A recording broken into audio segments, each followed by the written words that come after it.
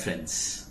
Have you ever come across anybody whom you consider as really very powerful, very capable, very qualified, but they consider themselves as not at all good? They always have this tendency to self-doubt. Well friends, that is called imposter syndrome, when highly capable people don't think that they are capable enough. Their ecosystem feels that they are good enough, but they don't feel like that. Well friends, that happens when one develops a strong judge-saboteur about themselves. I call it a saboteur because when we are judging ourselves, we are actually minimizing our ability to perform better. And this is what Shirzad Shamin, who is a Stanford professor and the author of a book, Positive Intelligence, also calls it as a self-judge saboteur, which is the mother of all the saboteurs.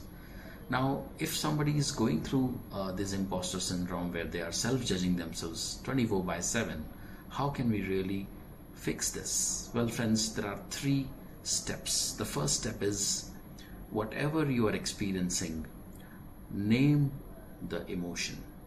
Label the emotion, whatever you are experiencing. It could be fear, it could be anxiety, it could be doubt, it could be self-hatred if it is too extreme. Whatever it is, name it to tame it. Because whenever we name an emotion, the feelings which are stored in our amygdala, which is the seat of all emotions, the focus shifts from amygdala to our prefrontal cortex. Prefrontal cortex is the seat of our rational thinking. So if we are naming the emotion, we are moving away the focus from our amygdala to our prefrontal cortex, hence we will feel better and in control. The second step is to write down that what is my mental narrative. Is it a generic feeling that I'm not good enough? Is it just a label, blanket label? Or is there a reason for that I am probably not good enough because I'm short in height, or I'm from a particular geography, or a particular cultural background, or a particular school, or a particular company, whatever.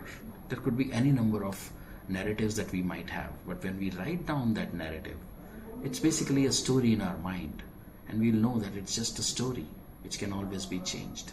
So second thing is, write down the narrative. The third thing is, consciously practice meditation or mindfulness.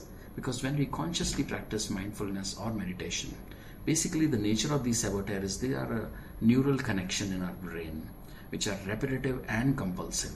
And the moment we consciously focus on any one physical sensation for more than 5 seconds, we are actually stopping that neural network of negative inner dialogue. So friends, if we are over a period of time build this capability of being mindful or practicing meditation on a regular basis, we will be able to really build a very strong mental muscle. So friends, 3 things: name the emotion, name it to tame it. Second is, write down your narrative, the story behind why are you feeling imposter syndrome. And thirdly, consciously practice meditation and mindfulness to build a strong mental muscle. Once you will be able to consciously work on these 3 areas, you would be able to create a very positive new narrative, which is the sage way of thinking about yourself. Think about that.